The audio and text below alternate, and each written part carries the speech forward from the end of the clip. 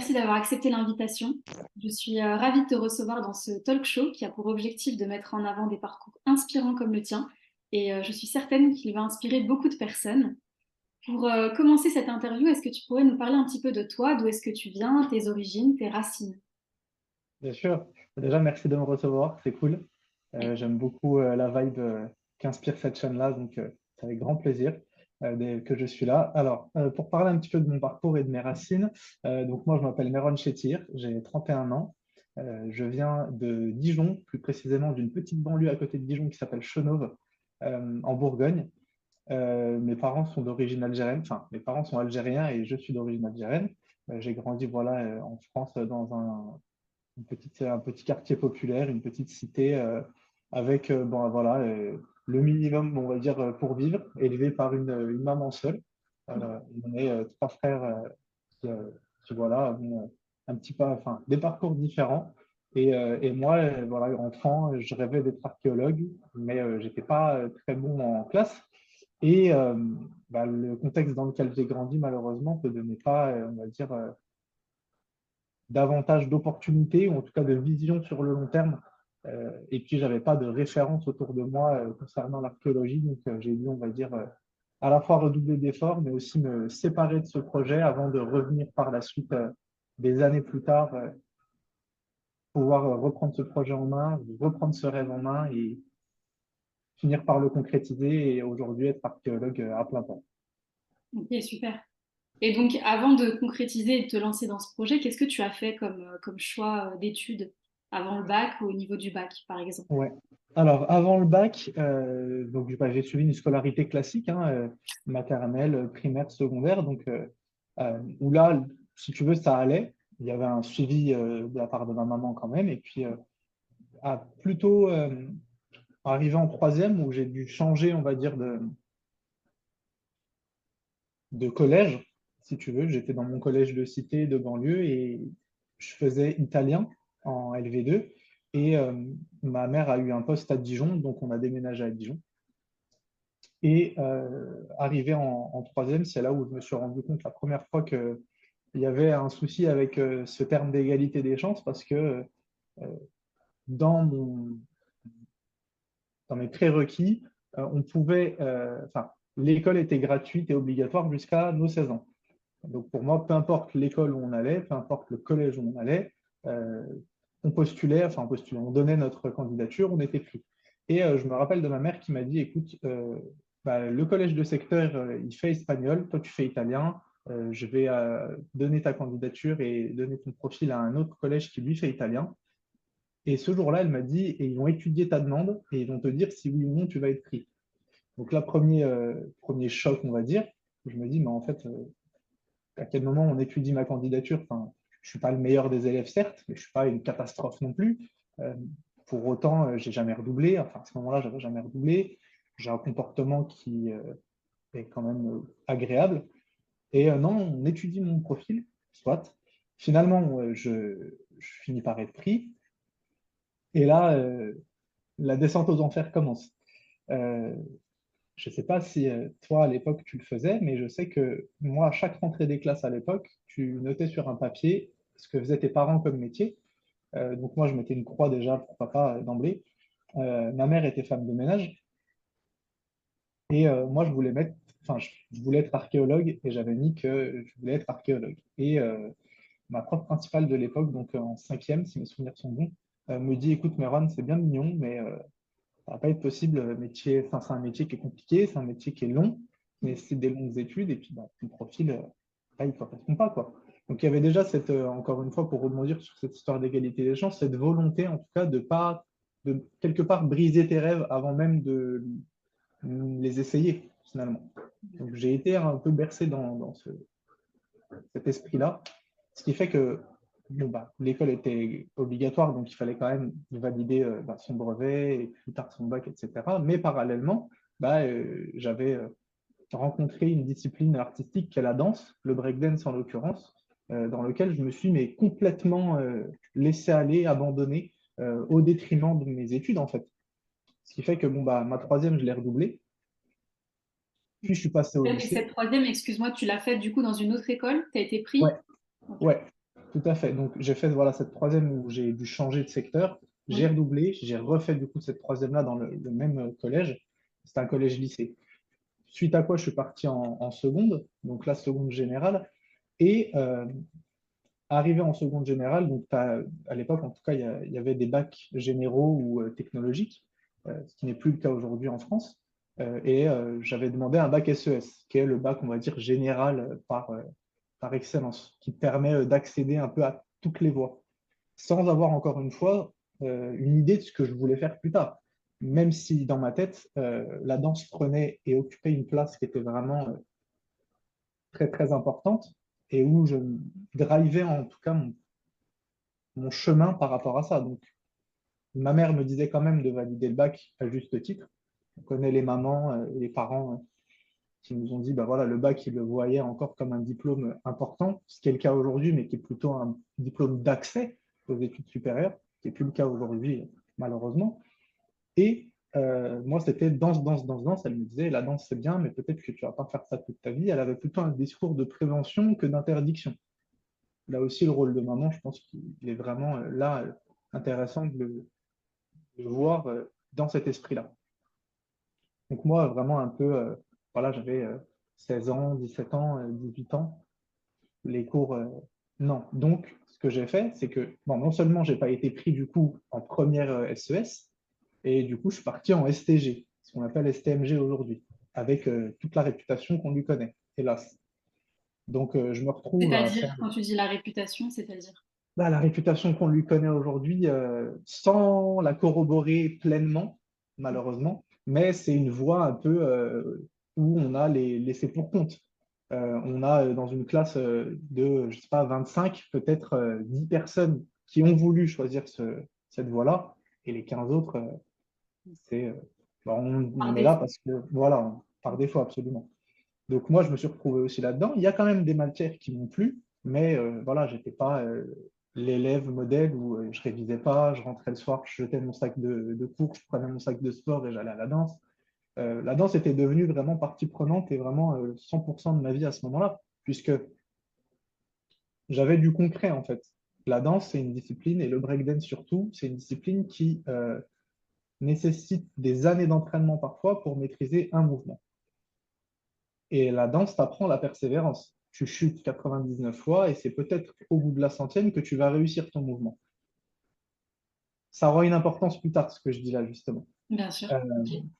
donc, tu as cette persévérance vraiment qui rentre en ligne de compte et que tu te dois d'appliquer en plus de la rigueur, en plus de la discipline, puisque bah, tes mouvements, tu les répètes d'une certaine manière, tu danses sur des tempos, tu fais des chorégraphies, les chorégraphies, elles doivent être sur des temps, avec d'autres personnes qui doivent être sur les mêmes temps que toi. Donc voilà, il y avait tout cet aspect répétitif, il y avait cet aspect exutoire. Faut pas oublier Oui. que moi, je viens d'un quartier un peu difficile, un peu ce qu'on appelle ZEP à l'époque, maintenant c'est REP, REP+, quelque chose, je crois que c'est ça, euh, où bah voilà, tout était dans le nom. ZEP, ZEP, c'est une zone d'éducation prioritaire, donc on avait du travail à faire, non pas que sur les acquis, enfin, non pas que sur l'apprentissage des bases, français, maths, histoire, géo, etc., les matières principales, mais non, il y avait aussi la partie éducation, éducative, donc où il fallait quand même des fois redoubler d'efforts. Nos cours d'une heure, ils ne duraient pas une heure, ils duraient une demi-heure, le temps que la classe se calme. Il y avait quand même un aspect très pédagogique qui, en fait, sur le long terme, et avec un peu de recul, et ça je m'en suis rendu compte justement en changeant d'endroit, en changeant de collège, qui te fait prendre un retard, mais monstrueux, mais monstrueux. Euh, sur les maths, j'étais déjà pas hyper bon. Là, tu te rends compte que bah, des divisions, tu sais même pas les faire. Tables de multiplication, tu les maîtrises à peine. Mais tu vois le retard que tu accumules. Les conjugaisons, tu as passé, présent, futur, mais quand on dit plus que parfait, imparfait, gérondif, etc., tu es perdu. Donc, tu accumules voilà, énormément de retard. Quoi qu'il en soit, voilà, la danse était vraiment partie prenante de ma vie et à ce moment-là, je voulais vraiment en faire mon métier. Donc, j'ai fait seconde, première, STG, STMG, terminale, STMG. Mhm. J'ai mon bac, mais enfin, j'ai pas tout de suite mon bac. Je passe au rattrapage. Je me rappelle encore, j'avais eu un en maths, c'est dire. Euh, je finis par le valider. Et là, je pars faire une école de sport à Lyon avec pour ambition de valider un diplôme dans le sport, ce qui est un brevet d'éducateur sportif aujourd'hui, ce qu'on appelle un BPGEPS, et qui, euh, le breakdance n'était pas reconnu comme discipline telle qu'elle est aujourd'hui. Je te parle de ça, c'était il y a 12 ans, 13 ans en Oui, arrière. ça a bien évolué. C'est pas beaucoup d'années, mais mine de rien, ça a bien évolué. Absolument. Mm. Quand on regarde que ça a été au JO en 2024, il y a quand même une progression assez importante. À l'époque, il n'y avait pas ça. Donc, je voulais valider ce diplôme-là pour ensuite développer un projet et d'être prof de danse, danseur pro, etc. Je pars dans cette école-là qui était payante la première année. Elle était sur 2 ans. Donc, je fais un premier prêt avec ma mère en garante. Donc, je fais 4 000 € et le directeur de l'époque me dit, écoute, c'est simple, moi, je te prends sous réserve du bac et il faut savoir que si tu réussis bien ta première année à l'école, la deuxième année, tu peux avoir des bourses et justement entrer en deuxième année et faire ta deuxième année. Sauf que c'était en fait que du pipeau, malheureusement. Et la deuxième année coûtait 5 000 €. Donc, impossible de refaire un prêt. Euh, Ma mère ne pouvait pas se reporter garante pour un prêt à cette hauteur-là. Donc, bon, bah, point de vue financier, c'est mort. On revient chez maman à Dijon. Et Et puis, bah excuse-moi, là, juste pour ça, quand tu dis que c'était que du pipeau, ça veut dire qu'il n'y avait pas de bourse qui était octroyée pour la deuxième année. Ok. aucune bourse. Et je me souviens encore demander et on m'a dit, écoute, tu peux aller voir à l'émission locale, il y a des aides, il y a des partenariats, sauf qu'à l'échelle de la mission locale, à l'époque, j'étais déjà trop diplômé puisque j'avais le bac. Donc, pas possible de faire quoi que ce soit. Donc, à moins de le payer de ma poche, ce qui n'était pas du tout possible, ou demander un prêt à ma mère, c'était juste encore plus impossible. Mm. Donc, je reviens à Dijon et là, je me dis, bon, ben, gamin, je voulais être archéologue. J'étais pas trop mauvais en histoire. Le bac me donne accès à la fac. Je sais qu'on peut faire 3 ans de fac d'histoire, puis s'orienter en master en archéologie. Allez, let's go, on va essayer. Sauf que en STMG, on ne nous apprenait pas les commentaires de texte, on ne nous apprenait pas les dissertations. Et je me retrouve le premier jour, enfin le premier jour, plutôt les premiers jours de TD, donc ce qu'on appelle travaux dirigés. À l'université, il y a CM qui sont des cours magistraux et les TD qui sont des travaux dirigés qui, eux, sont obligatoires. Et le prof, à l'époque, c'était histoire moderne, je crois, nous dit, écoutez, voilà le sujet, vous allez faire un plan. Et là, perdu, perdu. Donc, je ne panne rien du tout, je ne sais pas du tout ce que c'est qu'un plan. Je vois les gens en train d'écrire des numéros avec des titres. Ok. Ça, c'était ta première année, juste en termes de Ouais, précision. C'était une année c'était une année de licence, une année de ouais, tout à fait, une année de licence, ouais. Juste après le bac, quelle vraiment, licence? la licence enfin, licence d'histoire, en fait. J'ai commencé comme D'histoire. Ok, ça. licence Ouais, d'histoire. Ok. exactement. Donc, bah, je tente, échec cuisant. Hmm. Je refais une année, donc une deuxième première année. Pareil, échec cuisant. Là, je ne vais même pas au rattrapage, hein, c'était peine perdue. Et puis, bah, ma mère me dit, à ce moment-là, j'ai 22 ou 23 ans, elle me dit, écoute, fiston, c'est bien marrant, mais les études, c'est pas toute ta vie. D'autant que moi, à ton âge, je bossais déjà depuis longtemps. Hmm. Il serait temps de trouver un travail. Euh, et là, je fais, écoute, maman, il y a un double cursus, c'est l'histoire de l'art archéologie. Je veux tenter. Et puis de toute façon, après ça, j'aurais plus le droit à avoir des bourses du Crous, etc. Donc il faudra qu'à un moment donné, je me fasse une raison, si on veut. Oui. Parallèlement, la danse est toujours présente, hein. Beaucoup moins, étant donné que j'avais subi quand même l'échec financier, mais j'étais encore le soir en train de m'entraîner et de faire des compétitions, des battles.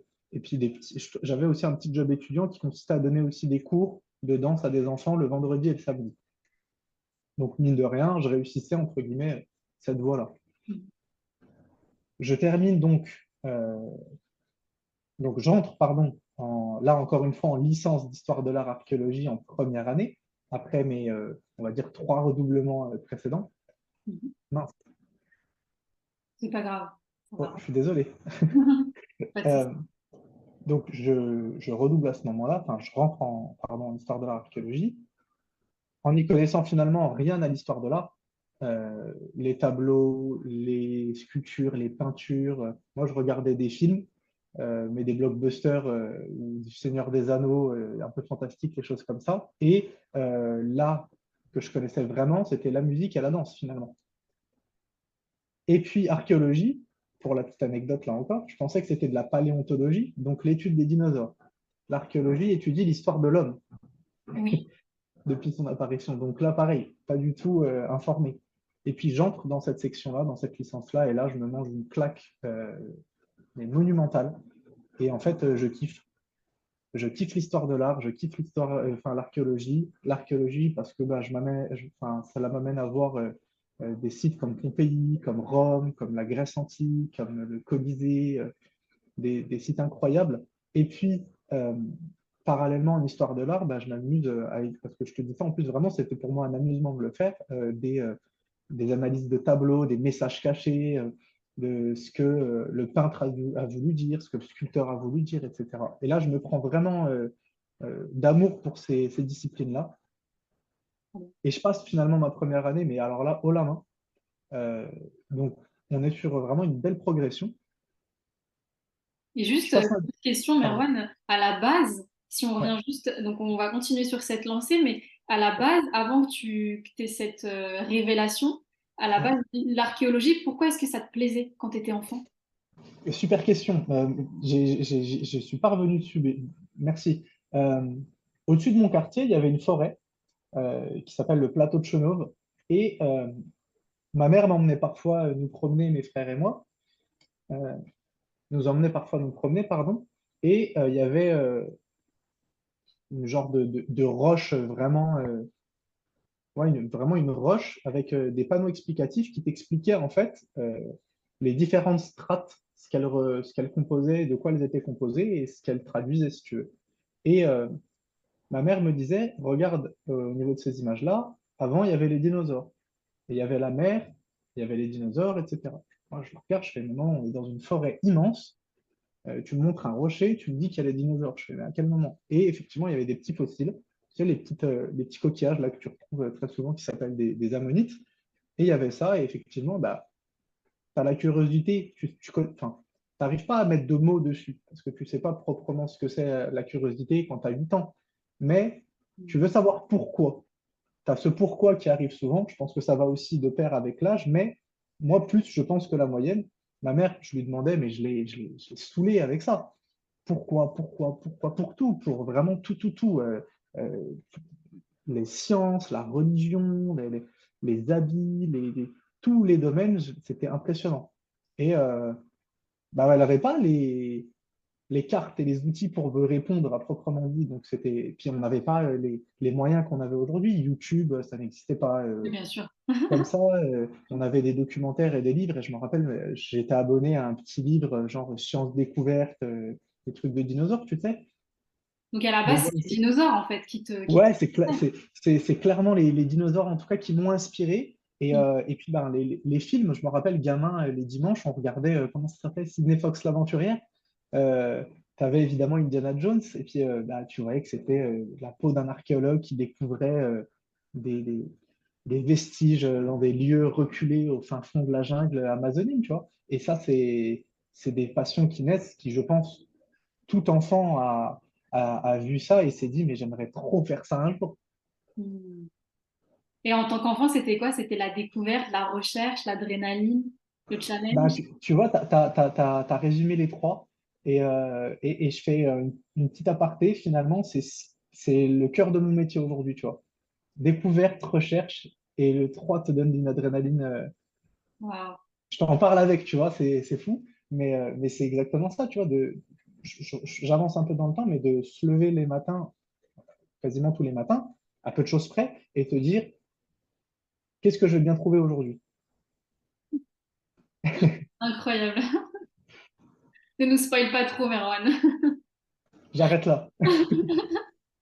Ok, super. Waouh. Mais c'est intéressant de savoir déjà pourquoi, en tant qu'enfant, tu avais envie de faire ce métier.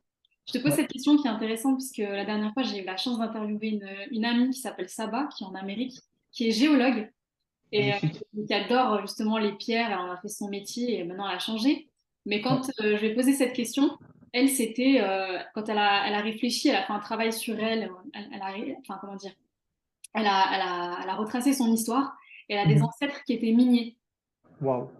Donc voilà, il y avait un truc, mine de rien, dans les mémoires, dans la génétique, dans quelque chose, dans l'histoire de la famille. Et Et c'est ouais, pour ça que je te pose cette question c'est génial. pour C'est savoir. génial. Trop bien. Ouais, Pour suivre, tu étais donc à cette première année de licence que tu as ouais, réussi haut la main. ouais. Et après, Et après, donc je valide ma deuxième haut la main encore waouh. et je décide de faire un Erasmus à Rome. Il faut savoir que Erasmus, ça se fait pas comme ça. Il faut que tu ailles au bureau Erasmus et il faut que tu donnes, on va dire, du crédit à ton propos pour pourquoi tu veux partir, est-ce que tu as le niveau pour partir. Euh, donc, c'est tout un processus. Il faut savoir que moi, en italien, au lycée, je pourrais te montrer, et j'en ai fait des posts sur LinkedIn, c'était une catastrophe. Des commentaires de l'ordre de Merwan a définitivement choisi l'option récréation, bavarde et dit ne pas s'en rendre compte, aucun sérieux. C'était une catastrophe. Et ça a duré de la seconde à la terminale. Donc autant dire que le niveau, il n'était pas du tout présent. Je savais me présenter, je savais demander mon chemin, mais alors suivre des cours à la fac, c'était un autre domaine. Pour autant, j'ai quand même testé, j'ai quand même tenté, et il fallait donner donc un tas de papiers administratifs comme la France aime faire pour étudier ton projet. En plus de ça, il fallait faire une lettre de motivation en italien, Est-ce que c'est une la lettre de France mo- qui choisit ta candidature?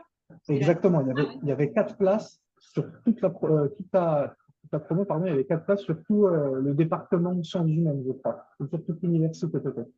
Donc pareil, les places étaient chères. Ouais. Donc, je tente. Et donc, en plus de ça, il fallait faire une lettre de motivation en italien, une lettre de motivation en anglais et donner une lettre de motivation sur pourquoi tu veux faire Erasmus, en fait. Et pourquoi Rome, et pourquoi ceci, et pourquoi cela, tout un tas de questions. Force est de constater que j'ai bien fait de persévérer là encore, puisque bah, j'ai été pris. Donc, super content. Et puis, bah, j'appelle ma mère et je lui dis, écoute, maman, on part à Rome, on va aller chercher un appartement. Et puis ma mère super contente forcément. Donc on est partis tous les deux à Rome en août 2017 pour la rentrée de septembre 2017.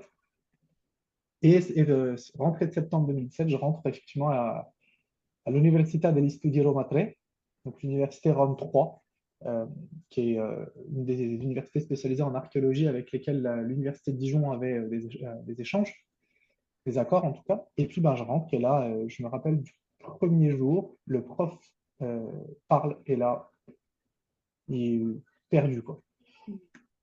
Puis petit à petit, en fait, petit à petit, tu traînes avec des locaux, tu discutes avec des locaux, et tu finis par passer tes examens. Les examens en Italie sont à l'oral, donc tu es devant le prof ou son assistant, et il y a tout l'amphi derrière toi, et tu mènes une discussion, en fait.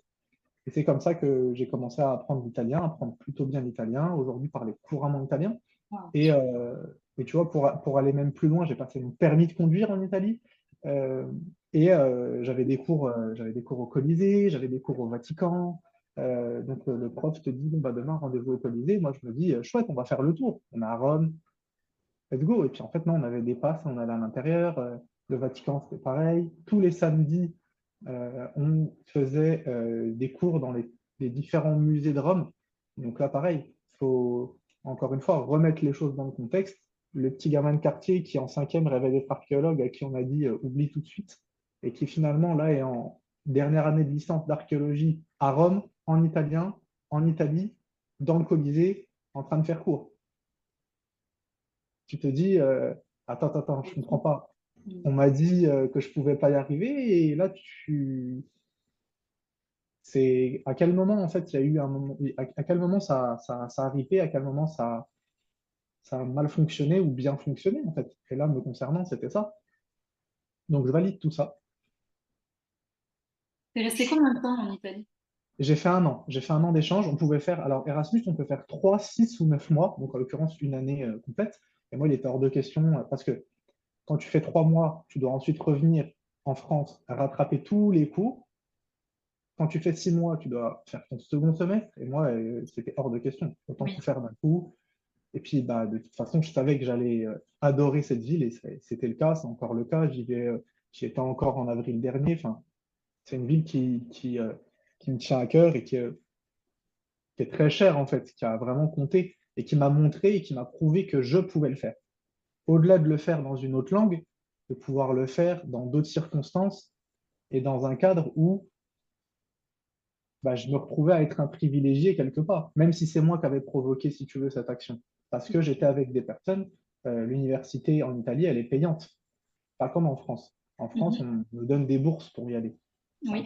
C'est génial. Et je pense que beaucoup d'étudiants en France l'omettent complètement parce qu'ils ne regardent peut-être pas ce qu'il y a ailleurs. Quand j'étais aux États-Unis, ou plus tard, après, on en reparlera, j'ai eu la chance de travailler avec des personnes du monde entier qui, eux, durant leur cursus universitaire, mais c'était à coût de 10, 15 000 par mois. Oui. Et quand moi, on me demande, je leur dis, moi, si je vous le dis, vous allez m'insulter. Moi, on me donnait des bourses pour y aller. Et je On a beaucoup de chance. savais aussi, Oui. exactement, voilà, je savais aussi la chance que j'avais, au-delà d'être né en France pour le coup, il faut aussi Mhm. le dire, même si mes parents viennent d'Algérie, il faut aussi reconnaître qu'à ce niveau, la France, c'est quand même une pointure dans Accès à l'accession, l'éducation. l'accessibilité, pardon, l'accès aux Et- études, excuse-moi. Oui. C'est assez ouf. Quoi qu'il en soit, je pars ensuite, donc je valide cette année-là, je pars ensuite faire mon master à Bordeaux, réputé comme être l'un des meilleurs en archéologie. Donc pareil, il fallait faire des demandes, il y avait 10 places. Je pense que Erasmus a joué un rôle majeur. J'ai été hébergé par des amis qui ont cru aussi en mon projet. Donc c'est des personnes que je remercierai jamais assez, hein, de toute façon, il ne faut pas se leurrer, parce que bon, bah, tu dors sur un canapé, mais en attendant, ils ne te demandent rien à la fin du mois, tu participes comme tu peux, bah, ces personnes te font pas sentir en tout cas que tu es malvenu ou que le fait que tu ne puisses rien payer en l'état te mette dans l'embarras. Bien au contraire. Je passe cette première année, je passe cette première année, je pars faire des stages du coup au Danemark en laboratoire. Euh, J'analyse des fragments de bouquins empoisonnés d'époque médiévale sur des machines qui valent des millions. Je me retrouve à faire des analyses de tesselles de villas romaines en Turquie pour faire des analyses et connaître les provenances de couleurs. Je discute avec des personnes qui sont docteurs en physique-chimie. Je reviens, je termine mon master, je pars faire un stage sur l'île de la Réunion pendant 6 mois. Là, pareil, c'est l'ami d'un ami dont la famille est là-bas qui me prête une maison à titre gracieux. Moi, il fallait juste que j'arrose les plantes. Ça, c'est inédit.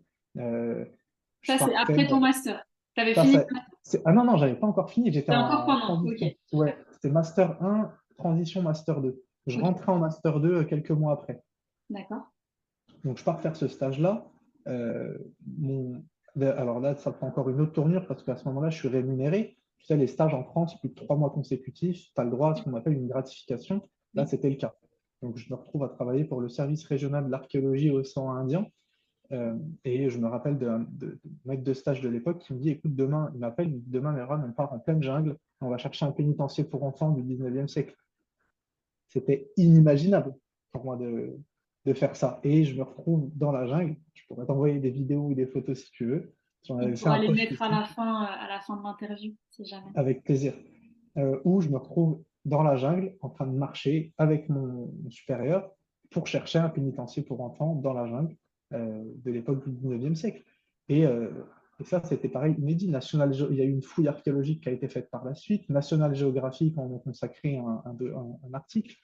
C'était juste impossible. Et je me rappelle là aussi, au même titre qu'à Rome, dans le Colisée ou dans le Vatican, me marcher dans la jungle, prendre un peu de hauteur et dire, mais je suis payé à aller dans la jungle, chercher un pénitencier pour enfants, c'est mon quotidien. Encore une fois, tu vois, de se lever et d'aller chercher, encore une fois, cette curiosité-là, où est-ce qu'elle t'emmène, tu vois? Bah là, tu étais Je- bien Indiana Jones, hein. Là, on était en plein dedans. Donc, je reviens ensuite donc, à Bordeaux, je valide mon semestre, je fais mon second semestre, où je me retrouve dans un institut de l'État qui est spécialisé dans les recherches archéologiques en France. C'est tout simplement l'État. Hein. Et je valide mon master. Non, pas tout de suite, pardon. Je termine du coup mon année de master et je dois rédiger mon mémoire. En parallèle, cet Alors, institut-là me propose un job que j'accepte, ce qui fait que tous les jours, je pars bosser, je rentre le soir, douche froide, je me mets devant mon ordi et je rédige mon mémoire. super. Alors là, je vais te faire une petite pause. On Ouais, s'arrête là. J'ai des petites questions sur, vas-y. on reviendra à ce mémoire et à ce premier job. Ouais. Donc, au niveau licence et master, donc tu nous as parlé un petit peu de tes stages, comment ça s'est passé, l'année en Italie. Est-ce que tu peux nous parler un petit peu aussi des cours? Quelle est la différence entre les cours que tu as en licence, les cours que tu as en master, les différentes, voilà, est-ce qu'il y a une spécialisation qui se fait en cours de route? À ce niveau-là, est-ce que Oui, tu peux nous en dire plus? exactement. Alors, en histoire de l'art archéologie, donc on est sur un double cursus qui dure 3 ans. Une licence en France, c'est 3 ans. Au même titre qu'un bachelor, mais voilà, c'est 3 ans, L1, L2, L3. Durant ces 3 années-là, tu as 2 années générales de tronc commun, comme Mhm. ils disent, où tu vas étudier l'histoire de l'art et l'archéologie. Donc l'archéologie, tu vas avoir toutes les temporalités, toutes les chronologies. Préhistoire, euh, proto-histoire, donc âge du fer, âge du bronze. Ensuite, tu as archéologie romaine, donc tu étudies voilà, tout ce qui est civilisation romaine. Ensuite, ou grecque. Ensuite, tu vas avoir le Moyen Âge. Et enfin, l'époque moderne, l'époque contemporaine, avec bon, bah, l'époque moderne, donc ça va être, on va dire, François Ier, Louis XIV. Et puis l'époque contemporaine, ce qui se rapproche plus de nous, ça va être les grandes guerres, par exemple. 14-18, 39-45, la guerre d'Algérie, ces choses-là. Parallèlement, donc l'histoire de l'art, tu vas prendre toutes ces temporalités que tu vas mettre effectivement là aussi dans la même chronologie, mais sur des études de cas. Donc, par exemple, la préhistoire, les grottes de Lascaux, les dessins rupestres, ces choses-là, les peintures rupestres, etc. Pour ce qui est bah, de l'époque romaine et grecque, tu vas étudier les temples, tu vas étudier, je ne sais pas, des statues, Pompéi, pourquoi, sur les différents styles de maison. En fait, tu entrecroises à chaque fois et c'est ça que j'ai beaucoup aimé. Trop bien. Wow. Donc voilà, on a ça. Et en Passer ces master, 2 années. du coup? Comment? Pardon, vas-y, je te laisse terminer, excuse-moi. Excusez-moi. J'allais dire en Euh, master, du coup, mais tu y allais. ouais, j'y vais. Ensuite, pardon, la 3e année de licence, là, tu te spécialises. Donc, tu prends ou parcours archéologie ou histoire de l'art. Moi, il s'avère que j'ai pris archéologie donc, à Rome. Donc, comme je t'ai expliqué, là, c'est toi qui choisis tes cours. C'est un Mhm. peu différent. Donc, tu vas prendre ce qui te plaît. Moi, j'avais pris archéologie du Proche-Orient, archéologie des provinces romaines, euh, archéologie romaine, archéologie médiévale, et tu fais des études de cas sur bah, ces chronologies-là, si tu veux. Passé master, il y a effectivement une spécialisation qui se fait. Moi, je voulais à tout prix faire du terrain. Ce qui m'intéressait, c'était de sortir l'objet de terre et de voir qu'entre lui et moi, parfois, il s'est passé des millénaires. Ça, je trouve ça incroyable. Et de pouvoir raconter, en fait, à partir d'un objet, toute une histoire. Mhm. Qu'est-ce que c'est? Pourquoi c'est là? De quand ça date? À qui ça a pu appartenir? D'où est-ce que ça vient? Est-ce que ça vient vraiment de là? Ça m'est arrivé de retrouver des porcelaines chinoises en plein cœur de l'île de la Réunion. Donc là, pareil, tu te dis à quel moment il y a eu un échange, pourquoi, etc. Donc, je me suis spécialisé dans l'archéologie, ce qu'on appelle l'archéologie préventive, qui est 90% de ce qui se fait aujourd'hui, c'est-à-dire qu'on intervient avant les chantiers d'aménagement du territoire. Donc, demain, tu veux construire une maison, tu as un terrain, nous, on va analyser d'abord ton terrain, voir s'il y a des vestiges ou pas. S'il n'y a rien, tu reprends ton chantier. S'il y a quelque chose, on te le stoppe pendant X temps. En général, c'est pas long, c'est 10 mois maximum en France. Et ensuite, tu peux reprendre. Il n'y a plus de chantier où on se dit stop, on arrête, on conserve. Ça n'existe plus. Depuis très longtemps.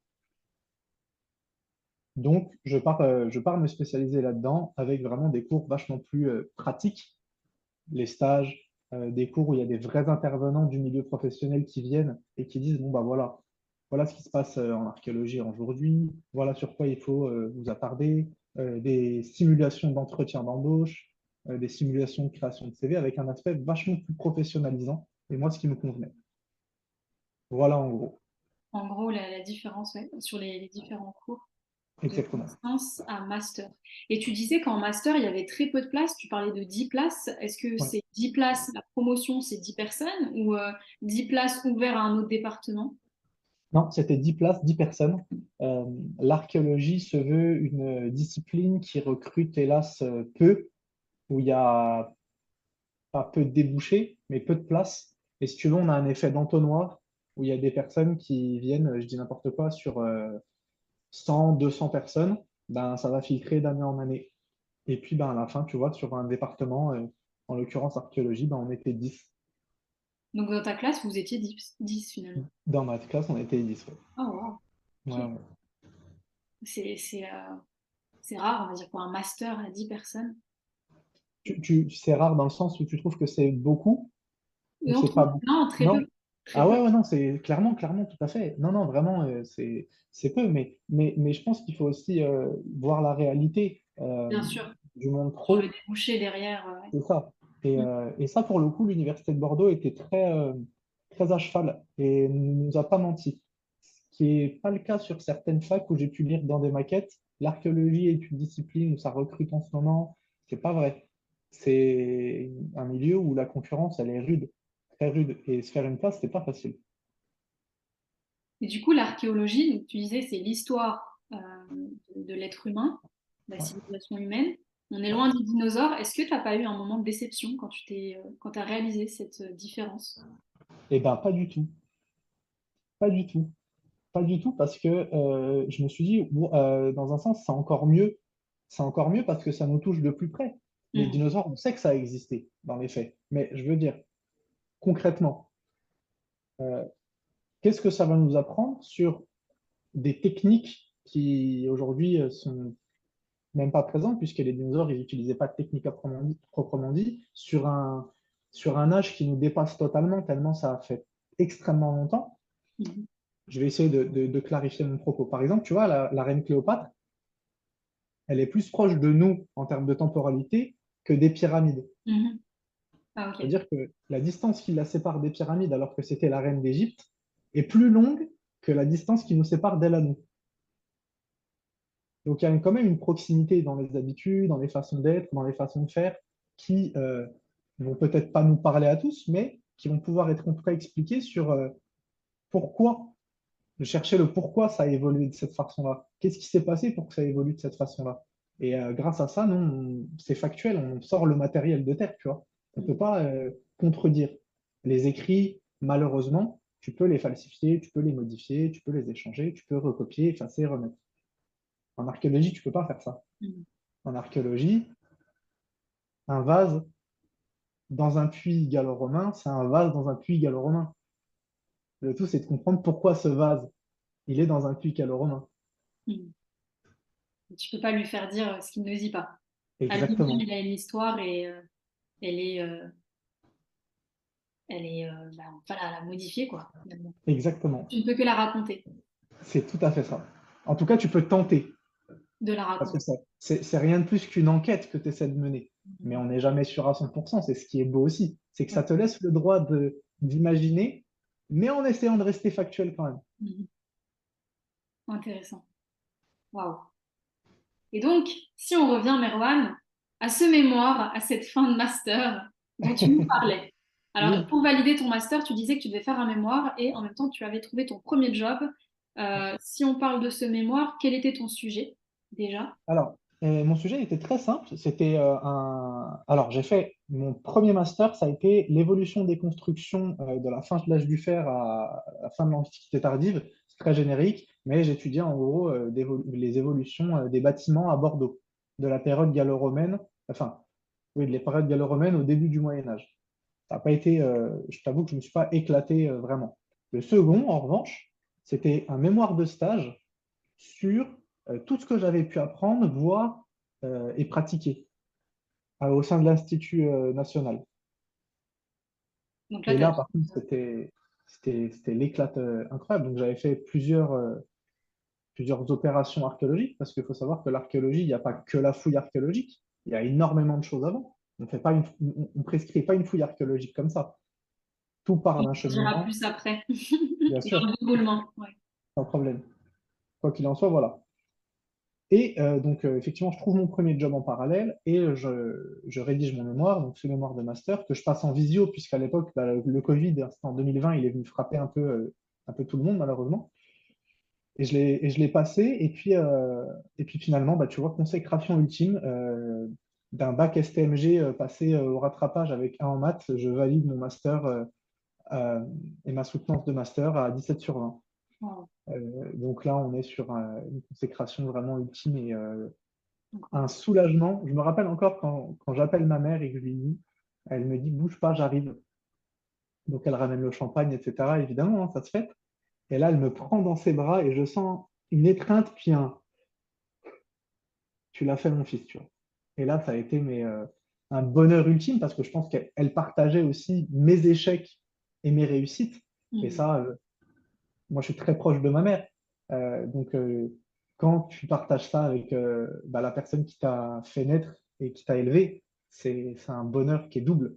Parce que elle est venue à Rome, elle a suivi Bordeaux, même Mhm. si elle ne pouvait pas aider de quelconque manière à ce niveau, elle était là, tu vois, elle s'est toujours tenue informée. Et Mhm. ça, tu peux pas lui enlever. Donc, elle a aussi validé son master quelque part, tu vois. Bah, bien sûr. Il y avait cette photo d'ailleurs sur LinkedIn avec une maman qui pleurait avec sa fille qui avait été diplômée, pareil. Ouais, Et il y avait cette phrase qui disait les deux ont été diplômés ce jour-là. C'est un peu ton c'est ça, histoire aussi. exactement, exactement. Enfin, incroyable. En tout cas, bravo déjà. Jusque-là, ton histoire, elle est inspirante. Je suis sûre qu'elle va Merci beaucoup. inspirer beaucoup de personnes. Donc, bravo. Merci, merci beaucoup. Donc, on va continuer la découverte de ton parcours. Donc, après ce master, donc tu as fait ce mémoire, ça t'a permis de valider ton master. Maintenant, on va essayer d'un peu plus comprendre le déroulement de ton métier. Tu Ouais. commençais justement à en parler. Comment ça se déroule une mission? Alors, déjà, la question, c'est comment se déroule ton métier? Est-ce que donc, il y a une mission qui est définie avec un nombre de mois, un lieu? Pourquoi ce lieu? Un objectif? Quel objectif? Qu'est-ce qui le définit? Voilà, si tu peux nous en dire plus à ce niveau-là. Oui, bien sûr. Alors, j'ai eu l'opportunité de travailler dans pas mal de pays et ça se déroule à peu près toujours de la même façon. C'est-à-dire qu'il y a un aménageur, privé ou pas, peu importe, qui va vouloir détruire un bâtiment et reconstruire dessus ou un terrain et construire dessus. Ce qui se passe, c'est que quand tu es propriétaire, tu émanes et tu émets, pardon, une demande d'autorisation de construction, un permis de construire. Tu l'envoies à l'État, enfin tu l'envoies à ta mairie qui le transmet ensuite. Et en fait, il y a une branche du ministère de la Culture qui s'appelle le service régional de l'archéologie qui lui réceptionne ces courriers-là et qui les étudie. Donc, bien souvent, c'est cartographié. Et puis, nous, on a des archives en parallèle, on a aussi les fouilles qui ont eu lieu, les opérations qui ont eu lieu autour ou dessus. Et en fait, ce qui se passe, c'est qu'on regarde et qu'on étudie. Est-ce que cette zone-là, archéologiquement, c'est intéressant? Est-ce qu'il y a eu des opérations? Est-ce qu'il y a eu des vestiges? Si oui, encore une fois, tout dépend de ce que tu veux construire. Si tu viens construire, tu viens mettre des grillages, ça ne va pas être intéressant pour nous. Nous, on creuse ce qu'il y a dans la terre.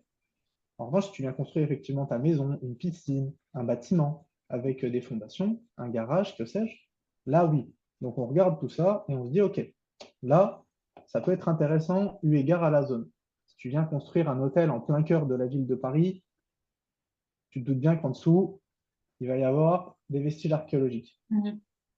Donc, on fait ce qu'on appelle une prescription de diagnostic archéologique. Un peu comme quand tu vas chez le médecin, il vient, il t'ausculte, il pose un diagnostic.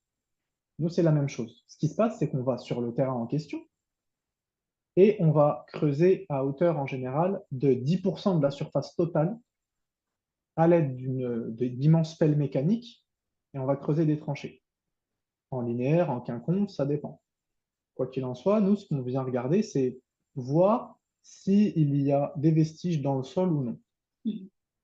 S'il y a des vestiges, donc on vient creuser, ça dépend encore une fois de la surface, hein. On peut creuser de un jour à 2 semaines, un mois, tout dépend encore une fois de la surface. Si c'est 20 hectares, la durée ne sera pas la même que si c'est 2. Ça va de soi. S'il y a des vestiges archéologiques, on les étudie à minima, et s'ils sont potentiellement intéressants, je dis n'importe quoi, on va tomber sur les vestiges d'un temple romain avec un cimetière autour médiéval, là, on va ce qu'on appelle prescrire une fouille archéologique dans un deuxième temps. Parce que sur le plan scientifique, sur le plan archéologique, ça relève quand même du patrimoine culturel, de la mémoire collective, donc ça reste très intéressant. Donc là, on stoppe malheureusement ton chantier. C'est vrai que ce n'est pas toujours agréable. je te parle pour le cas français, on a 10 mois maximum pour faire une fouille. Donc là, on vient avec une équipe d'archéologues récolter le maximum d'informations. C'est une phrase que j'emploie souvent, si tu veux, pour là aussi utiliser une petite métaphore. Notre métier, il consiste à sauver le maximum de livres d'une bibliothèque qui prend feu. Donc, en gros, voilà comment ça se passe. Une fois que le chantier est fait, la date est finie et qu'on a tout récolté, ce qu'on devait récolter, tu peux commencer ton chantier sans problème. Les machines, elles viennent, elles rasent tout si elles doivent tout raser. Nous, on a pris des photos, on a modélisé en 3D, on a récolté ce qu'on pouvait récolter, des vases, des pièces, des choses comme ça. On a cartographié. Grâce à l'informatique aujourd'hui, on peut quand même conserver de façon quasiment pas au réel près, mais presque, hormis qu'on puisse pas le toucher. Mais voilà, une fois que c'est ça, hop, ça passe. Et nous, que ce soit pour le diagnostic ou la fouille archéologique, on rédige un rapport ensuite, où on décrit en fait les différentes étapes de ce qui s'est passé. Si tu veux, un journal de bord, mais avec quand même un caractère vachement plus scientifique, où il y a un peu plus d'interprétation Mhm. et d'analyse sur les vestiges qu'on a récoltés durant que ce soit la première phase du diagnostic ou les phases de fouille archéologique. Est-ce que sur ces vestiges, alors du coup, à qui ils appartiennent? La question, c'est, imagine qu'une personne a un terrain. Est-ce qu'il peut avoir déjà, première question, un litige avec le propriétaire du terrain qui dit que bah, finalement c'est à lui? Donc, ce que tu as pu trouver est à lui. Et deuxièmement, est-ce que, donc, si on trouve des vestiges, le début d'un temple, et je crois on a vu cette histoire il n'y a pas très longtemps, ils ont commencé à creuser, et puis en fait, finalement, c'était tout un village ou toute une ville, donc bah, ils ont gardé le territoire. Donc, comment ça se passe si le terrain abrite toute une, enfin, je veux dire, plus qu'un vase? Est-ce qu'on peut se réapproprier ce terrain?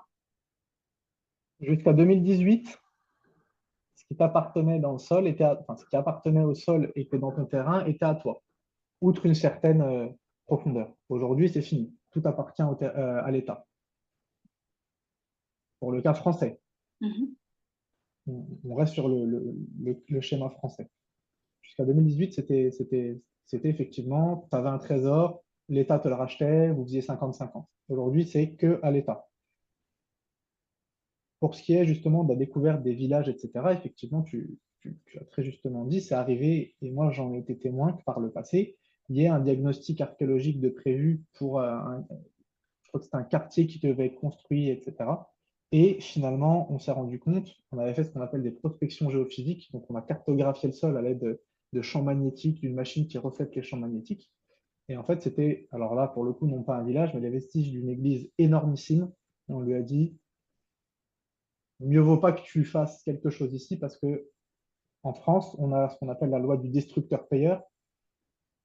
Donc, l'aménageur qui vient construire, il est soumis à une destruction du patrimoine.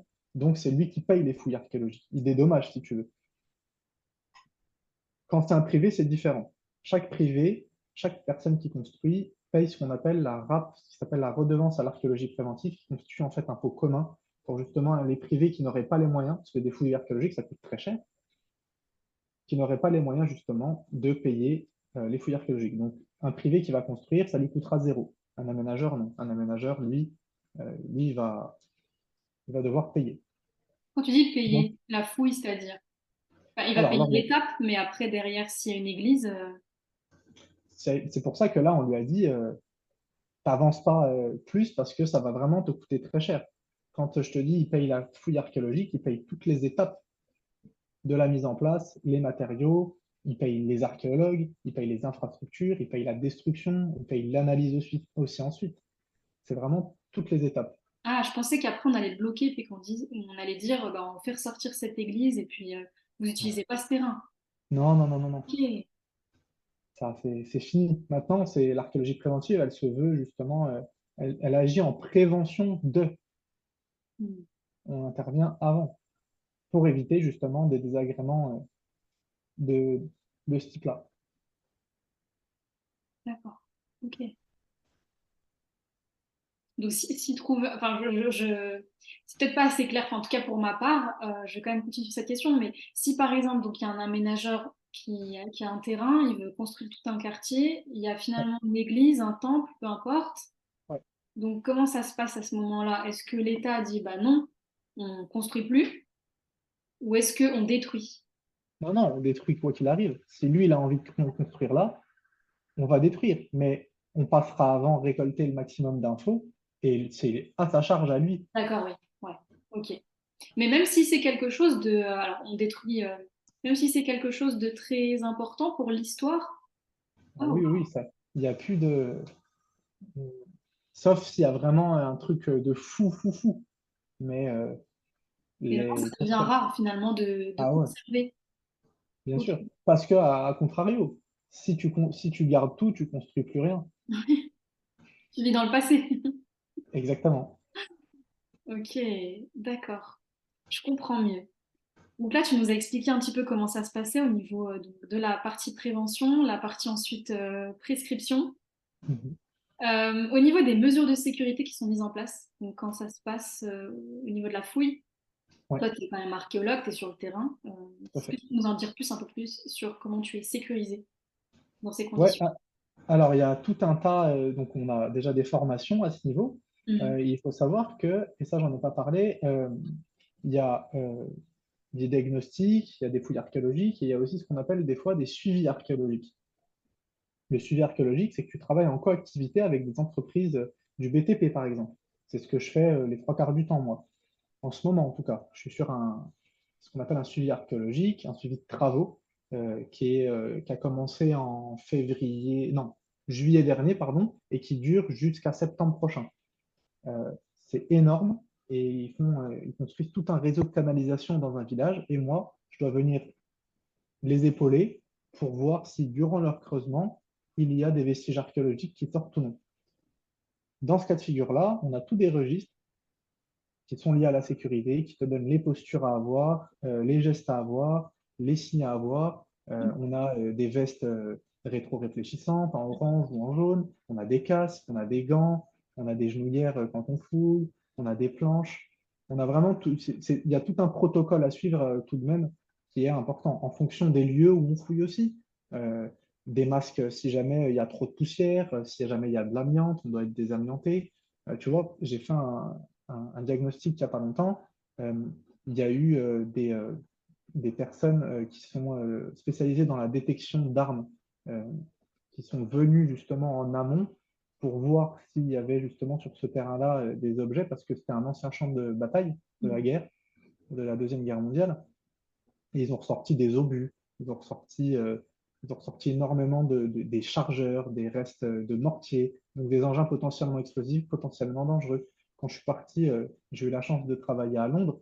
Euh, Pareil, j'avais une formation les 2 premiers jours sur quels matériaux on est susceptible de trouver, quels gestes avoir si jamais on trouve quoi que ce soit.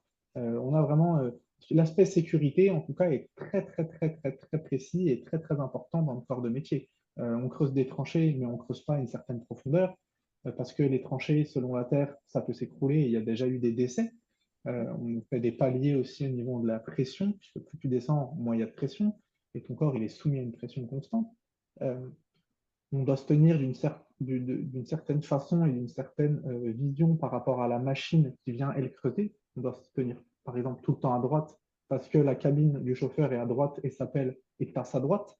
Mhm. Donc, si toi, tu te mets à sa gauche, ben, s'il tourne et qu'il te met un coup, ben, il ne te verra pas. Des gestes aussi à avoir, Mhm. prévenir que tu es là, faire en sorte que lui te voit, que toi tu le vois. Tu vois, je me rappelle de mon premier stage, enfin, pro, sur l'île de la Réunion, où j'étais arrivé en retard, je rejoignais justement mon maître de stage, la directrice du service régional, plus d'autres aménageurs. Et il y avait une pelle mécanique qui passait, et moi, j'avais pas du tout connaissance des gestes. Je suis passé en dessous, mais l'air de rien, quoi. Et je serre la main à tout le monde, et mon maître de stage me dit, tu refais plus jamais ça. Et moi, j'ai fait quoi? Il fait, on t'a pas appris les gestes? Je fais, bah non. Il a dit, mais en fait, on ne se déplace pas comme ça sur un chantier comme on veut. C'est pas comme ça que ça se passe. On court pas sur les chantiers. On est très, très, très précis et très. L'aspect sécurité est vraiment primordial, en tout cas, en archéologie. Et tu nous disais du coup que donc il y avait des archéologues qui étaient spécialisés certainement dans tout ce qui est armement. Donc c'est dans donc il y a une spécialité en fait, il y a une spécialisation. Ah oui, il y a énormément. En fait, l'archéologie, on va dire que c'est un domaine général. L'aspect pratique reste sensiblement le même, mais dans l'archéologie, il y a une arborescence de métiers et spécialités. Il y a ce qu'on appelle des xylologues qui sont spécialistes de telle chose, il y a des carpologues qui sont spécialistes des graines, il y a des spécialistes de la période gallo-romaine, il y a des spécialistes de l'époque médiévale, dedans il y a des sous-spécialités, euh, il y a J'imagine que vraiment... tu peux même créer ta spécialité si tu le Ah souhaites. bah, si tu... Si tu as une Bah, passion. clairement. Ah bah, complètement, complètement. Ok, trop bien. Et au niveau de ton travail, qu'est-ce que ça représente le terrain en termes de pourcentage par rapport à... Tu nous parlais aussi des rapports que tu as à faire après une intervention. Ouais. Alors, il y a plusieurs, on va dire, pas plusieurs grades, j'aime pas ce mot, mais enfin, plusieurs postes en archéologie. Euh, En France, on a ce qu'on appelle quand on démarre, on est le technicien de fouille archéologique, c'est-à-dire que nous, on est amené à être 90% du temps sur le terrain à faire des fouilles archéologiques ou des diagnostics. Donc, on vient, on gratte le sol, on cherche, on prend en photo, on note, ce qu'on appelle sur des fiches US, euh, des informations qui sont nécessaires, des fiches d'enregistrement sur justement, bah tiens, là j'ai fouillé un squelette, qu'est-ce que ce squelette va nous apporter? Tiens, j'ai fouillé cette structure archéologique, qu'est-ce que cette structure peut apporter? Mhm. Au-dessus de lui, il y a ce qu'on appelle euh, le responsable de secteur. La fouille archéologique, aussi grande soit-elle, est composée en secteurs, numérotés ou non. A, B, C, D, 1, 2, 3, 4. Ces secteurs-là, il y a un responsable pour chaque secteur qui ensuite, lui, va réceptionner les informations laissées par les techniciens de fouille, en discuter ensuite avec son responsable d'opération qui, lui, est au-dessus et qui, lui, dirige toute la partie. Donc, le responsable d'opération, c'est un élément assez polarisant parce qu'il est en lien avec l'aménageur, il est en lien avec l'État, il est en lien avec sa direction et il est en lien avec les techniciens et les responsables de secteur. Donc, il y a vraiment tout un aspect managérial, Mhm. diplomate, Mhm. administratif, scientifique à faire.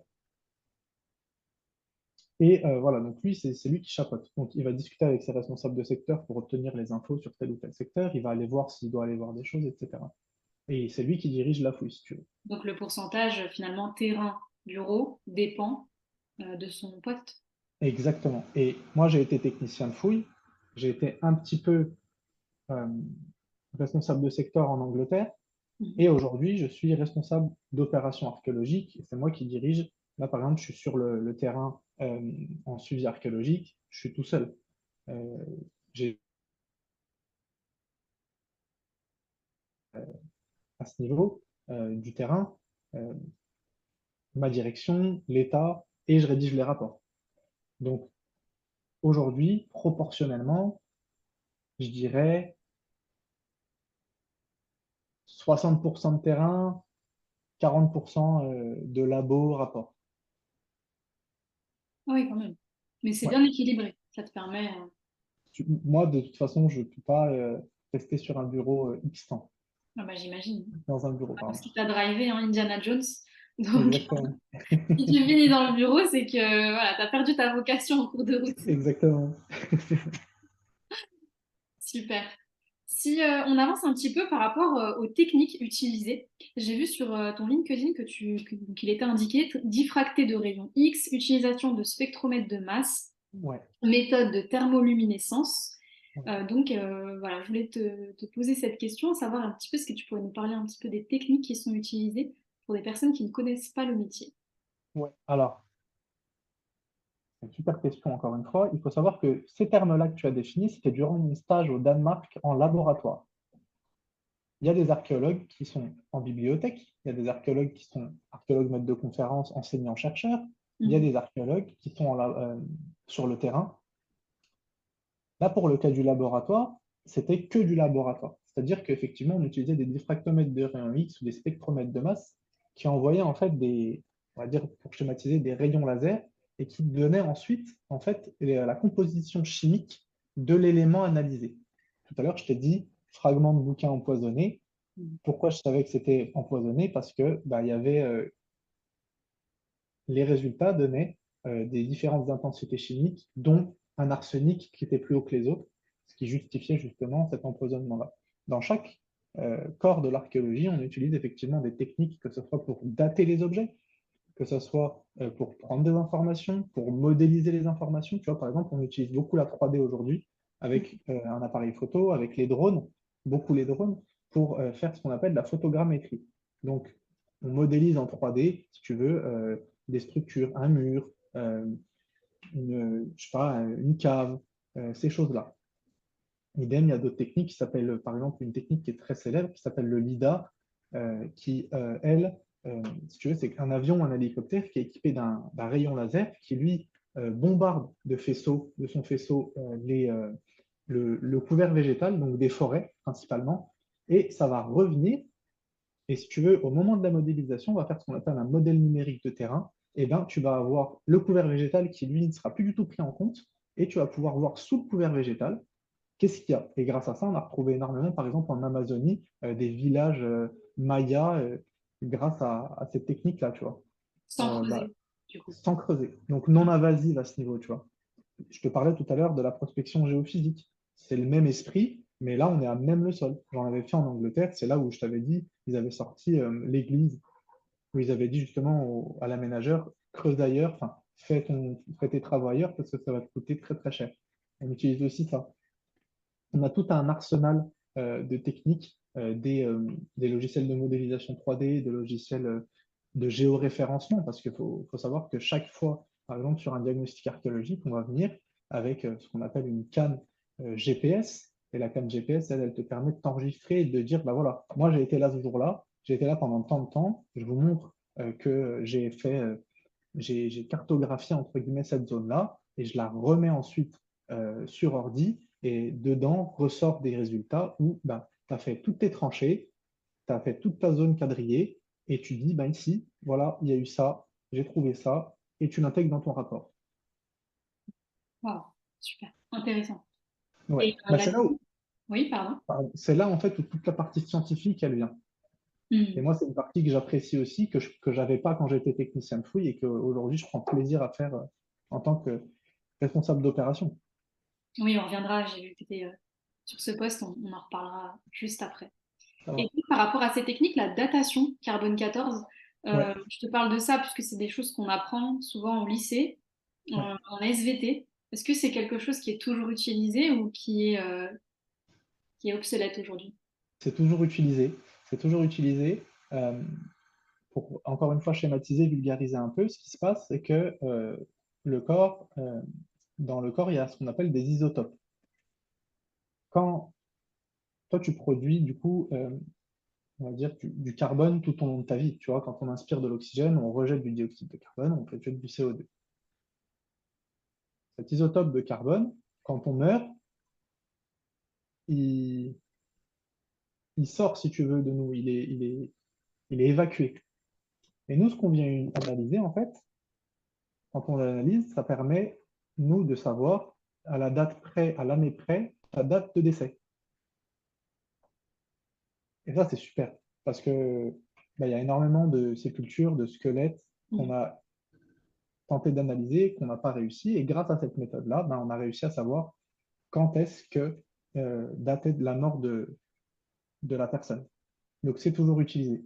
Toujours utilisé pour Toujours dater utilisé. les Ouais, ossements. exactement. Super. Et donc, pour poursuivre par rapport à toutes les missions que tu as pu faire, j'ai vu que tu as fait des missions et tu nous en as parlé dans plusieurs pays. Ouais, Tu parlais donc tu as travaillé en tout cas, ou tu as fait des stages en France. ouais. En Italie, tu as fait tes études. Est-ce que tu as fait aussi un stage ou des missions? Et quels sont les autres pays dans lesquels tu as travaillé? Et la question aussi, c'est quelles sont les zones de recherche que tu as enfin, de préférence? Ok. Alors, effectivement, j'ai eu la chance de travailler, en tout cas l'opportunité, donc j'ai travaillé à La Réunion Mhm. en stage, j'ai travaillé au Danemark en stage, j'ai travaillé donc un petit peu en Italie sous forme, on va dire, de stage, mais avec l'université, mais de façon très courte. Mais j'ai eu l'aspect, on va dire, aussi pratico-pratique avec mes études. Mhm. J'ai travaillé à Londres, effectivement, au Museum of London Archaeology pendant un peu plus d'un an. J'ai travaillé en Suisse pendant plusieurs mois et j'ai travaillé en France, évidemment, et aujourd'hui au Luxembourg. Les zones de recherche où j'ai vraiment apprécié, forcément la France, parce que la France, elle regorge de vestiges archéologiques juste incroyables. Le Luxembourg, parce que, il y a vraiment des conditions qui sont mises pour pouvoir exercer tes recherches correctement. Et puis, il y a quand même des sites assez intéressants et des découvertes assez intéressantes. L'Angleterre, pareil, c'était génial. Enfin, quand tu fouilles à Londres, ouais, c'est un sentiment qui est particulier. Quand tu te retrouves à être en plein cœur de Londres et fouiller un ancien cimetière médiéval euh, ou moderne, enfin, c'est juste indescriptible. Et puis la Suisse, pareil, c'était fou. On était un petit peu en hauteur, on était au pied des montagnes, au pied de la frontière italienne dans le Haut-Valais. Chaque, si tu veux, zone a eu ses points positifs. Euh, et, euh, et pareil, ce que j'aime dans l'archéologie, c'est que ça te fait aussi voyager à travers le temps et l'espace. Et moi, ça a toujours été un rêve de pouvoir le faire et j'ai eu la possibilité de le faire. Donc, je vais retenir que le positif. Il y a toujours des choses à améliorer dans chacun de ces pays-là, mais ça relève plus du côté euh, conditions que du côté zone de recherche, potentiel archéologique, beauté que j'ai pu ressortir, etc. Donc, dans chacun, il n'y a pas forcément de préférence. Tu as aimé tout ce que tu as fait et ça t'a Oui, enrichi, ça t'a permis de voyager. complètement. Est-ce que tu as d'ailleurs à ce sujet, par rapport à toutes les missions que tu as pu faire, des anecdotes sur ce que tu as pu voir, ce que tu as pu découvrir durant ton parcours? Ouais, ouais. Le Luxembourg, je pourrais pas en parler parce que c'est actuel, mais Londres, j'ai terminé sur une immense nécropole en plein cœur de la ville et ça, c'était fou. Je sais pas si tu connais Londres un petit peu. Euh, Pas trop. Pas J'ai déjà trop. été, mais pas trop. Ouais, il y a, bah, pour les auditeurs ou ceux qui verront la vidéo, il y a ce qu'on appelle le Sky Garden, qui est mondialement connu à Londres, qui est vraiment au cœur de la ville, dans le quartier de Bank. Euh, Bah, moi, je travaillais vraiment au pied, en fait, à 10 mètres à côté. Donc, de savoir que, des bêtises, mais le vendredi soir, enfin, le vendredi, tu travaillais là, tu sortais, tu rentrais chez toi, et le soir, tu allais faire la fête là-bas. C'est fou. Puis Londres, on connaît la ville de Londres comme une ville vraiment cosmopolite et super intéressante. Euh, donc, je dirais ça. Je dirais ça. Puis, ouais, encore une fois, chacun, ouais, il y a du positif partout. La France, j'ai fait des découvertes juste incroyables en train de fouiller des squelettes ou en train de creuser et de découvrir un puits. Et tu sors, tu fouilles ce puits, tu sors un vase de l'époque romaine et tu as l'impression d'être à la Maison du Monde l'acheter la veille. Euh, c'est incroyable. Et le, aller en pleine jungle chercher une pénitencier pour enfants, pareil, c'est totalement inédit, c'est totalement fou, c'est totalement. Je pense que et ça, c'était un de mes collègues, mon ancien responsable d'opération, qui me l'avait dit. Il m'avait dit, avant que je parte en Angleterre, il m'avait dit, mais Ron, surtout, cette curiosité enfantine, ne la perds jamais. Parce que je pense qu'il y a mon histoire qui fait que. Et à chaque fois que je vois un objet ou une structure qui sort, je suis tout le temps les yeux écarquillés comme un enfant, en fait. Et je pense que cette partie d'enfant en moi sera toujours là, eu égard à ce projet que je voulais quand j'étais gamin, que j'ai perdu, que j'ai repris et que j'ai finalement réussi à concrétiser et qui est toujours présent. Donc je pense qu'on a tous une part d'enfant et celle-là, elle est peut-être plus présente aujourd'hui. Certainement indispensable à ce métier. Est-ce que c'est pas un Ouais, métier qui de grands enfants? exactement, exactement. Trop bien. Euh, J'avais des questions sur donc sur la structure dont tu parlais, tu avais travaillé dans le public, dans le privé. Est-ce qu'il y a des différences déjà à ce niveau-là? Quelles sont les différences? Et puis, est-ce que c'est possible d'être archéologue à son compte? Si oui, quels seraient tes clients? Oh, très bonne question. Être archéologue à son compte, je vais commencer par là Mhm. déjà. C'est possible, mais alors, par exemple, en Italie, ils sont tous archéologues en freelance et ils postulent à des projets. Dans les autres pays, c'est un peu plus compliqué, c'est un peu plus institutionnalisé aussi. Et tu peux être à ton compte, mais plutôt quand tu es spécialiste. Tu vois, tu as des spécialistes de l'art rupestre, tu as des spécialistes que je te disais, des graines, etc. Oui. Eux, par exemple, peuvent se mettre en freelance et avoir des projets, des contrats, etc., des contrats d'études, ce qu'on appelle. J'ai une amie, elle est spécialiste du mobilier, ce qu'on appelle un instrumentum, plutôt en époque gallo-romaine, et elle a des contrats d'études. Donc, elle ne travaille pas pour une société, si tu veux. D'accord. Par contre, est vraiment que basée là-dessus. Donc, rappelle-moi la première question, excuse-moi. La première question, c'est, alors juste pour continuer sur archéologue à son compte, est-ce que ça c'est quelque chose que toi tu pourrais faire? Parce qu'on le fait en Italie, est-ce que en France, au Luxembourg, on peut le faire? Si oui, quels seraient tes clients? Et la première question, c'était la différence entre le public et le privé. Merci. Alors, non, non, honnêtement, moi, je ne pourrais pas le faire. Euh, travailler en tant que salarié d'une société, moi, c'est quelque chose qui me parle. Et puis, je ne me revendique pas spécialiste de quelque chose. Je suis assez généraliste et j'aime assez tout. Donc, je n'aurai pas non plus de clients. Mais différence entre le public et le privé, oui, mais à peu de choses près. Sur le plan salarial, en France, le privé est un peu plus rémunéré, je dirais. Il a peut-être un peu moins les moyens matériels. Cependant, en Suisse, c'est différent. Au Luxembourg, c'est différent. C'est le public qui est supérieur en termes de moyens financiers que le privé. Mais sinon, non, j'ai pas vu, en tout cas dans mon expérience en France, j'ai pas vu de différence en toute honnêteté. Super. Ben, merci pour ces précisions. Au cas où on est des futurs archéologues qui regardent cette vidéo et qui se disent avec l'ère de l'entrepreneuriat, je vais être à mon compte, au moins ils seront. Exactement. Donc ça, c'était important de le préciser. Et bah, j'avais une question. Alors après, c'était donc des personnes qui sont, mais tu en as déjà parlé, hein, des personnes qui sont éventuellement à leur compte, qui trouvent des objets, est-ce qu'ils peuvent les vendre? Mais comme tu l'as dit, depuis 2018, ça appartient à l'État français. Certainement que dans d'autres pays, c'est différent. Peut-être qu'ils peuvent les vendre ou le propriétaire, en tout cas, du terrain en est propriétaire. Si j'ai bien compris, c'est ça? Ok. Par rapport à l'évolution, donc tu disais que tu étais devenu superviseur d'archéologue. C'est ça? Le poste, c'est Alors, supervisor archaeologist, mais parce que je mets le générique en anglais, étant donné que j'ai un parcours international aujourd'hui, mais ce serait aujourd'hui en équivalent responsable d'opérations archéologiques. responsable d'opérations archéologiques. Donc, tu nous en as parlé. Tu as combien de personnes aujourd'hui sous ton aile? Est-ce que tu as combien de techniciens, de spécialistes en fouilles?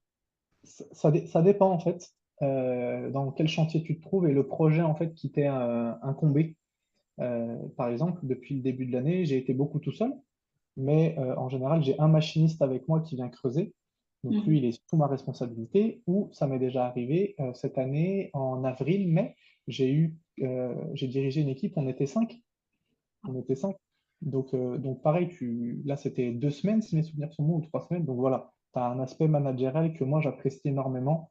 Euh, et puis encore une fois, ce lien avec ta direction, l'État Ce et que tu les dis, ouais. aménageurs, ou parfois même les villes, hein, parce que la ville aussi investit dans ces infrastructures. Donc tu es amené à rencontrer des intervenants de communes, Mhm. etc. Donc voilà, Oui, c'est transverse. Tu as exactement. pas mal de parties prenantes et Tout à fait. toi, ça vient aussi solliciter pas mal de compétences. Oui. Quels sont sur l'avenir tes rêves encore par rapport à ce domaine? Est-ce que tu aimerais découvrir quelque chose en particulier? Est-ce que tu rêves de quelque chose en particulier dans ce domaine? Ouais, j'aimerais bien trouver, alors ça paraît morbide, un cimetière. J'aimerais bien trouver un cimetière, j'aimerais bien trouver un temple ou une église, les restes d'une église. Ouais, je pense que sur le plan scientifique, ce serait ça, ouais, j'aimerais bien. J'aimerais bien pour me confronter à ça. Diriger une fouille archéologique de A à Z aussi, j'aimerais bien. Là, j'ai eu l'occasion de faire que des diagnostics ou des suivis. C'est déjà un super aperçu, et puis ça fait que 1 an, mais j'aimerais bien ouais, voir un petit peu comment ça se passe, tout ce cheminement-là. Ouais. Super. Bah, je te le souhaite en tout cas. Merci beaucoup. Une question par rapport aussi à tes origines. Tu disais que tu avais des origines algériennes. Est-ce que tu as déjà eu l'idée ou l'envie de faire de l'archéologie sur la terre de tes ancêtres? Est-ce que c'est quelque chose qui t'est déjà passé par la tête? Est-ce que c'est aussi quelque chose que tu ambitionnes? Ambitionne pas forcément, plus aujourd'hui, mais ça m'est traversé l'esprit, bien sûr, bien sûr, bien sûr. Puis, le Maghreb en général a un patrimoine culturel assez important, assez intéressant. On m'avait invité il n'y a pas longtemps en Algérie pour des études d'art rupestre. J'avais refusé, mais bon, pour des raisons personnelles. Mais oui, non, bien sûr, l'Algérie reste la terre, comme tu as dit, de mes ancêtres. Il y a un lien, il y a un héritage. Et si l'occasion se présente, pourquoi pas. Pour l'heure, je suis ouvert sur le monde. Super, bah, ceux qui voient la vidéo, qui ont les financements, vous pouvez appeler Merwan. On parle pas mal de l'intelligence artificielle ces derniers temps, c'est dans la bouche de tout le monde. Quelles intégrations concrètes de l'intelligence artificielle dans ton métier?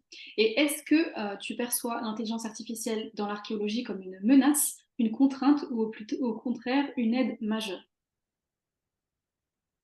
C'est encore trop tôt pour le dire. Mhm, Je sais en revanche qu'il y a effectivement des études qui ont été faites grâce à l'intelligence artificielle, des articles qui ont été créés en archéologie grâce à l'intelligence artificielle. Donc là, encore une fois, les nouvelles technologies, elles sont intéressantes. Une menace, pas du tout. Pour moi, à partir du moment où tu sais l'utiliser et tu l'utilises correctement, ça ne peut pas être une menace, c'est plutôt un outil. mhm. À nous de savoir comment le gérer et comment l'intégrer dans nos recherches, dans nos perspectives de recherche. Mais je sais que, ouais, à vérifier, je ne suis pas encore assez calé à ce niveau, mais il y a des études qui ont été faites en archéologie grâce à l'intelligence artificielle, déjà. D'accord. Et pour terminer cette interview qui est super intéressante et qu'on aimerait ne pas terminer, parce qu'il y a tellement de choses à dire, à écouter, à entendre, c'est super intéressant. Quelles sont les qualités, les compétences qu'il faut avoir pour faire ce métier selon toi? Tu en as déjà un petit peu parlé, tu as parlé de cette âme d'enfant, cette envie de découverte, mais voilà, en termes de qualité, de compétences, concrètement, qu'est-ce qu'il faut pour pouvoir faire ce métier? La qualité principale, de toute façon, il ne faut pas se leurrer, hein, je la mets en gras, police 48, ce serait la curiosité. Il ne faut pas rêver. La curiosité, si on ne l'a pas, ça ne sert à rien de faire ce métier, d'ores et déjà. Le sens du sacrifice, parce que des fois, on est sous la pluie, sous la neige, des fois, on est loin de notre famille. Il faut avoir cette, cette pensée-là déjà de base. Pas hésiter à bouger, être mobile. Si on n'est pas mobile, ça ne sert à rien non plus. Il faut pas se leurrer, hein. On n'a rien sans rien et bah, il faut donner de sa personne. Surtout aujourd'hui en France, beaucoup. Donc pas hésiter, en tout cas, je conseille et je le dis souvent sur LinkedIn, les jeunes étudiants ou les futurs archéologues et les nouveaux archéologues être mobiles parce que habiter je ne sais pas, à Toulouse et vouloir absolument faire sa carrière à Toulouse en tant qu'archéologue, c'est impossible aujourd'hui, à moins d'être le fils de quelqu'un et de connaître quelqu'un dans le milieu et d'avoir un un vrai piston. Mais au-delà de ça, c'est impossible. Donc, pas hésiter ouais, à bouger. Mobilité, curiosité, je pense que c'est déjà bien. Ouais. Hmm, ok, donc mobilité, curiosité. Mhm. Tu nous as parlé du fait que tu venais donc d'un quartier. Ouais. Qu'est-ce que tu dirais à des jeunes qui doutent voilà, de leur réussite, à ceux qu'on fait douter sur leurs rêves et sur leurs ambitions? Écoutez que vous, mais renseignez-vous. C'est-à-dire que il y a des personnes qui vont vous mettre des bâtons dans les roues. Nous-mêmes, on se met des bâtons dans les roues.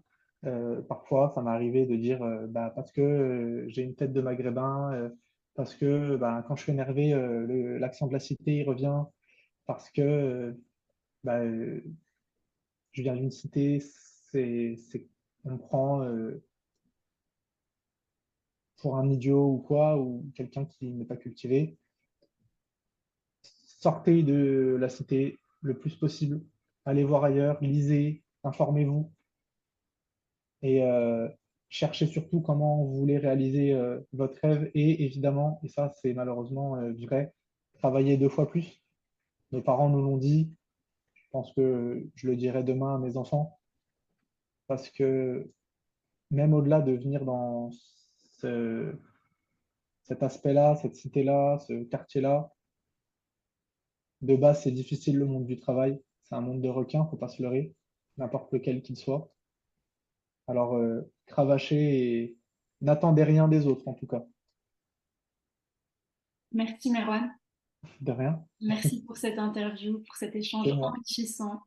Et je suis persuadée qu'il va inspirer plein de personnes. J'espère qu'il sera voilà, déjà visionné par un grand nombre de personnes qui n'hésitent Mhm. pas à nous mettre des commentaires. En tout cas, merci pour ton temps et merci pour Merci à toi. voilà, cet échange de qualité. Un grand merci à toi.